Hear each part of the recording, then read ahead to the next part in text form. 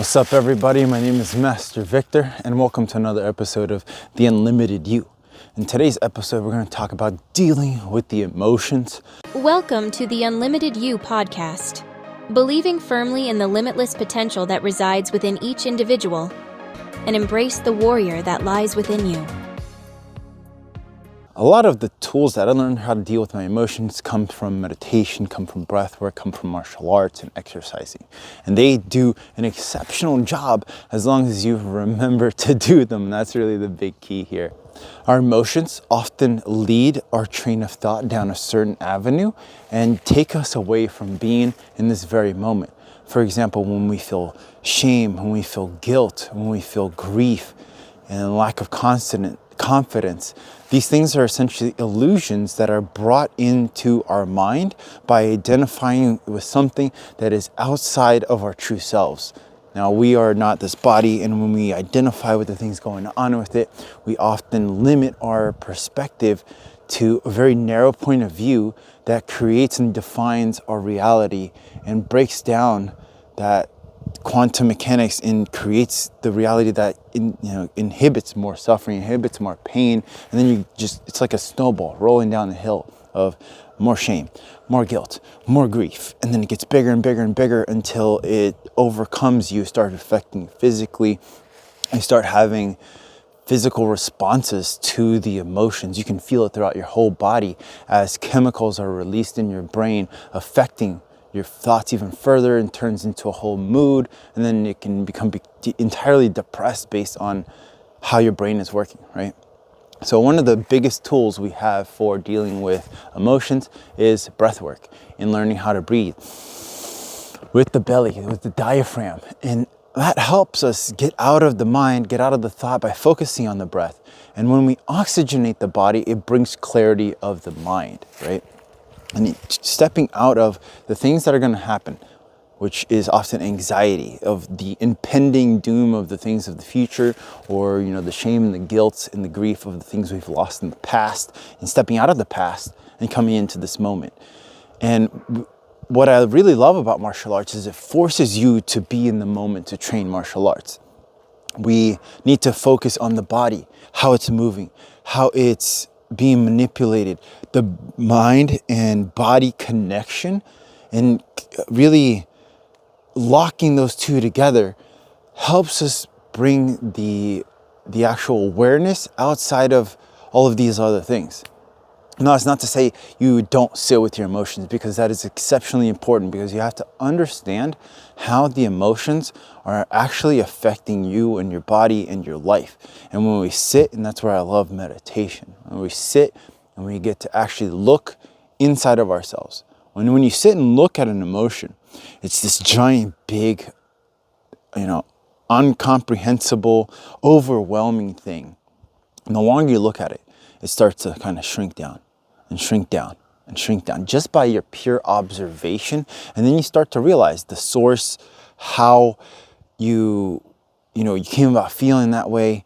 And then you start to understand that, wait, I don't have to feel this way. It's a choice.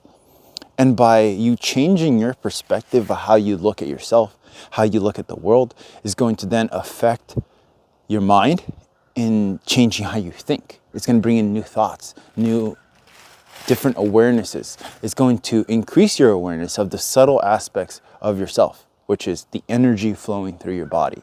And when we breathe, we can feel the movement of energy through our body. When, let's say, we feel shame, you get this anatomical response in the body. Some people get like flushed in the face, they'll start blushing, and they'll get hot because they feel this emotion. When you feel grief, you feel this giant weight in your chest, and then it gets trapped in there, and then you start feeling like a heavy heart. You start getting lack of energy, lack of confidence, lethargy, and it's just kind of like a hill of, like if you're snowboarding and you're going down this hill and you don't know how to stop, you're just going to keep going down until you get enough speed that you fall and it becomes exceptionally dangerous. And that's essentially what these emotions are doing for you. And this is what I love about the third eye mural back here, is what are you? we're not the body. And when we identify with all these things going on there, we limit our reality to that experience. And when we understand that the energy coming through and animating the body gets stuck in these chakras, actually sit and deal with it. And when we do that, it helps send the energy out throughout the body. It helps release the magnetism that we've created by not dealing with those emotions. And then our sense of self-worth is raised. Our grief is gone and turned into love. Our guilt from hurting other people, in knowing that the past self of who we were is now no longer who we actually are right here in this moment. We, in every moment, are a different person. We exist only in this moment. The past was the past, the future is the future. And how time works, and quantum physics actually proves this, is that all of time exists all at once. And our illusion is that everything's just broken apart. So your most ignorant self is existing at the same time as your most enlightened self. And the only thing that is breaking apart those two different things is our perspective in seeing that and understanding that we are always our enlightened selves. And the only thing preventing that light from shining through is the ego. And when we step out of our own way and allow that light to shine through, we really magnify the intensity of the divine energy within. It helps us shine light on where those points are being held of, your fear in your root, your shame and your guilt, your grief in your heart, the inability to speak our own truths in our throat chakra, the illusions that block our third eye, and the attachments to this physical world that hinders our unity with that divine consciousness. And we really need to become aware of how our chakras are actually affecting us. And it's very powerful to sit and work through each one of those emotions. This is why I really love Avatar, The Last Airbender. They do a really good job when he meets the guru and stepping through each one of those emotions. And there was one point where 3 chakras ago, love was a good thing. And then he gets the crown and he's like, you have to detach from all things. And he can't let go of being in love with Katara because, we identify, we become so attached to these people and these things in our lives. And that attachment can lead us to greater suffering until we realize that there is no separation between me and another person, me and this tree all around here, me and the grass growing underneath of my feet. The only thing that's separating us is the consciousness. It is that perspective, because every piece of matter in the universe is all conscious at the same time. And achieving the perspective of unity through awareness of realizing that we are all Sat Chit Ananda, consciousness, truth, and bliss. And stepping into that awareness of that consciousness, that we are just perceiving the reality. And that perception is breaking down the things around us to create this physical world.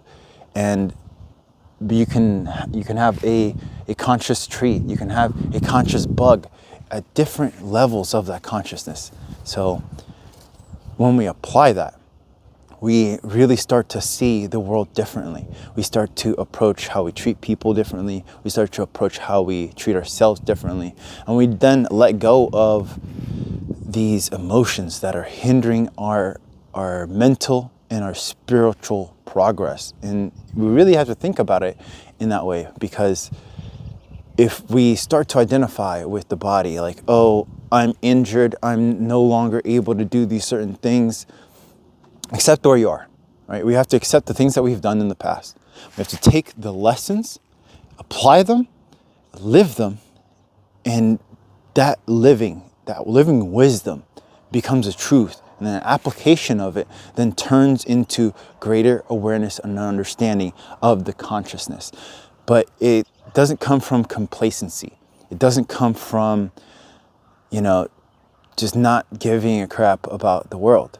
It actually comes from really caring and really actually being aware of everything and instilling love for yourself, for being alive, to being grateful for being shown these lessons, right? We are essentially going through all of these different things to learn that we don't prefer to be in those situations, so that we can bring ourselves to a place where we do enjoy and love these things. Like, for example, I love training martial arts. I absolutely love doing it. It brings me presence of mind. It keeps my body healthy.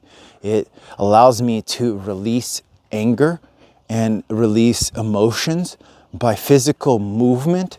And that exercise literally channels the emotion to leave the body. It's beautiful. It's amazing.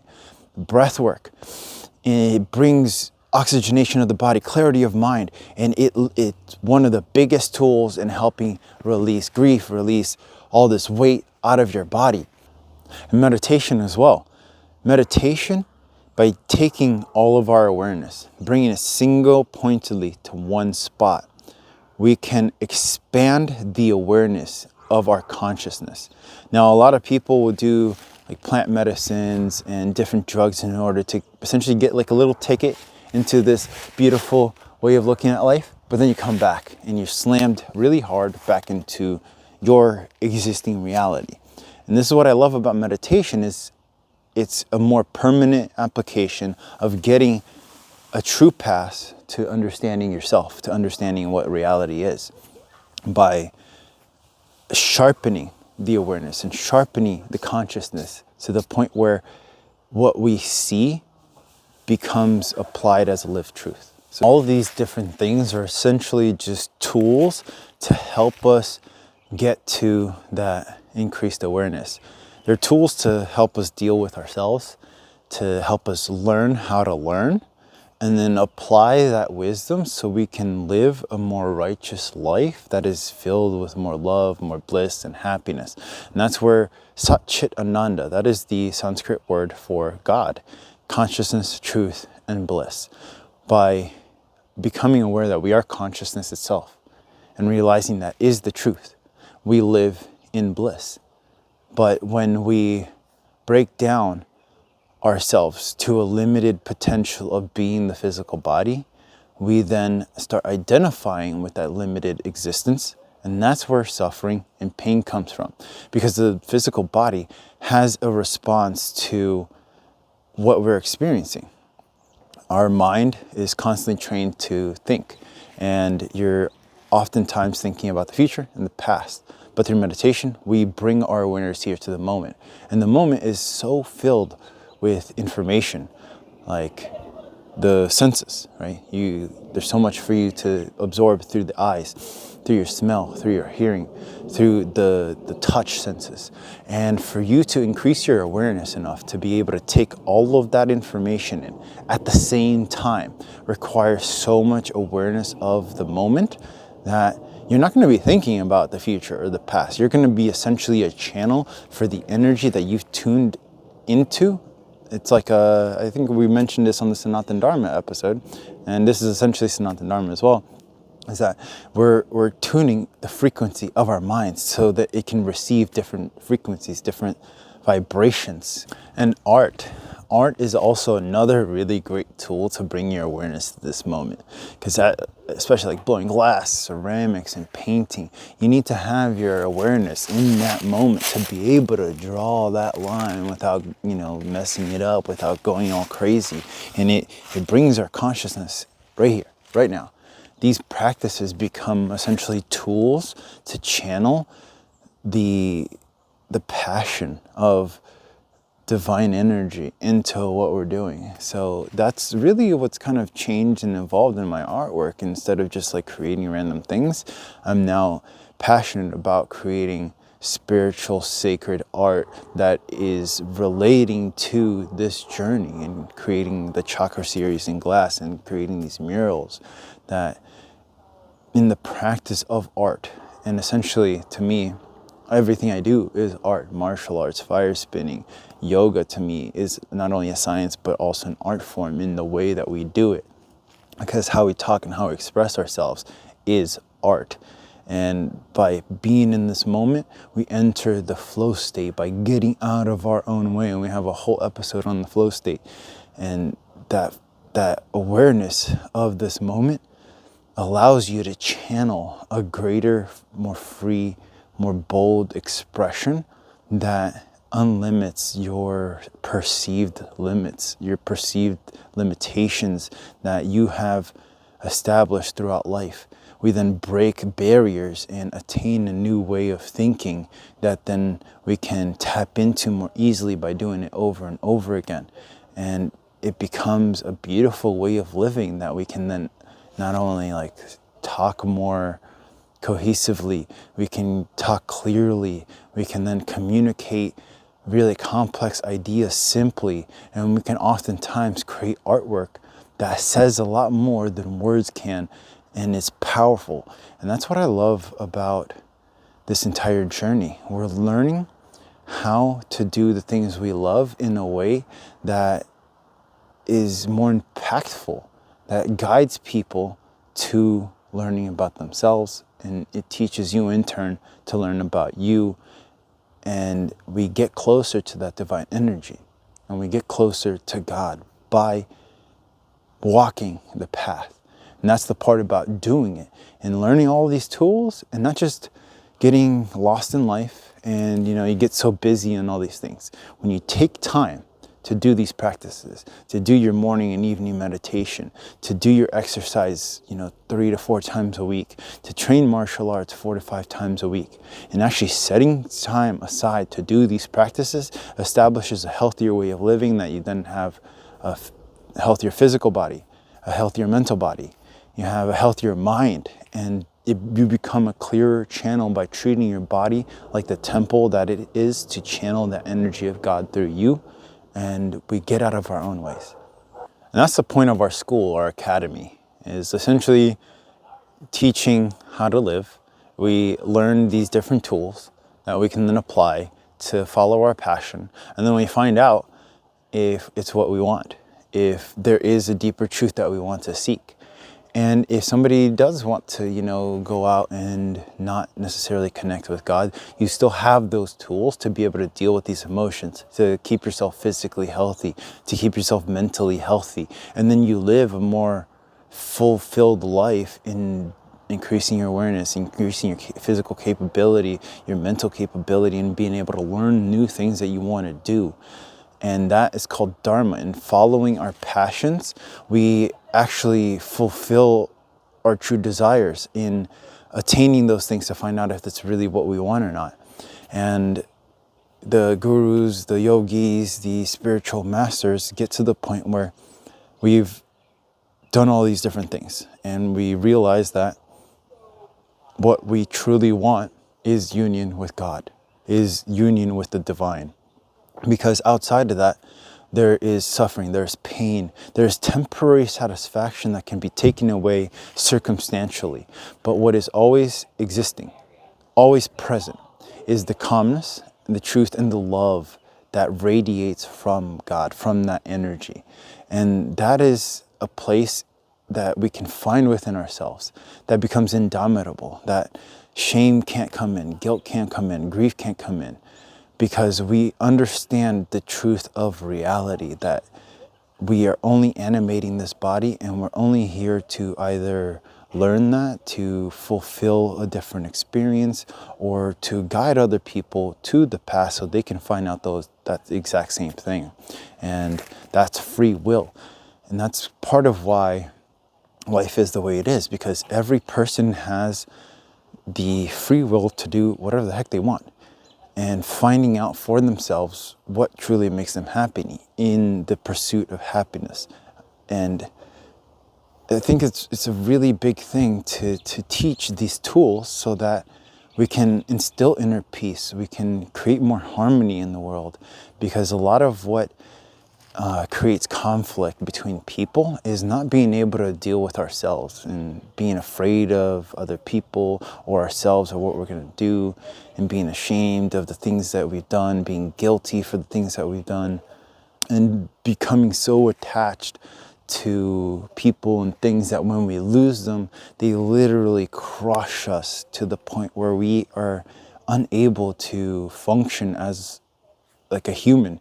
And we have this responsibility being here to care for our bodies, to live righteously, to treat other people with love. And those who don't will eventually find out on their own, and that's where the karma comes in, that it's maybe not the right way to live. And what you do, you get back. It is essentially a way of the universal law showing us the path to God, the path to righteousness, by allowing us to act out those desires, to understand that, hey, maybe that wasn't what I really needed. And that's something that's really important in that free will. And we cannot, control other people. We're not responsible for other people. We're responsible for ourselves. And when we take that responsibility and start applying these wisdoms, our life changes, because we start to then break down the reality that we're living in. And we start existing in a different vibration.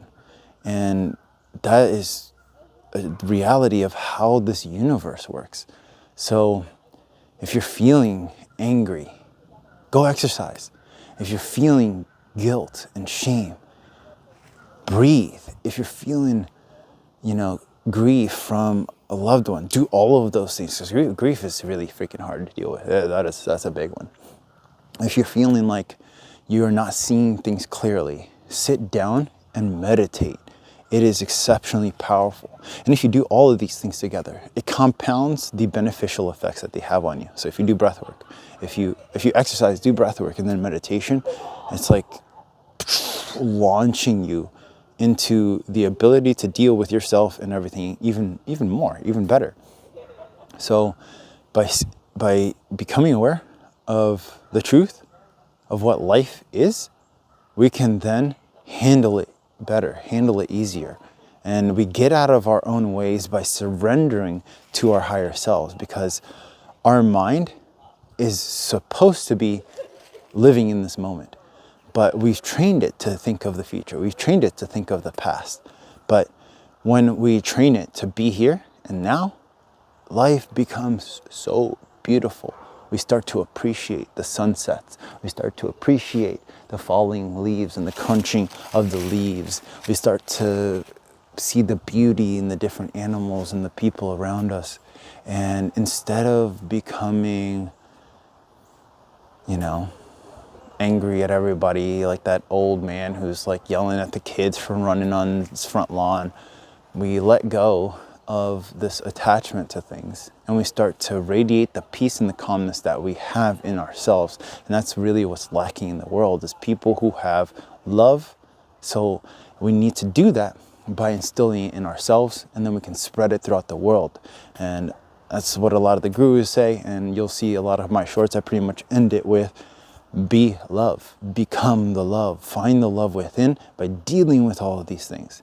And then we allow the energies to flow through, and then we become channels for love. We become masters of realization and masters of our own life, because that is the only thing that we can control, is what's inside here. We can control our thoughts.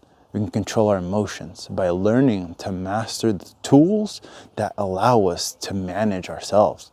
So I hope you all learned a lot from this. Give us a follow, subscribe to the channel, and I look forward to seeing y'all on another episode of The Unlimited You. And check out our Sanatana Dharma episode, and check out our other episodes so you can learn more about yourself. And we also have, on the pretty much first season of the podcast, talking about the more physical aspects of life. And now we're getting into the more energetic ways of handling life. So I hope y'all learned something. Be with love, my friends. Be with love.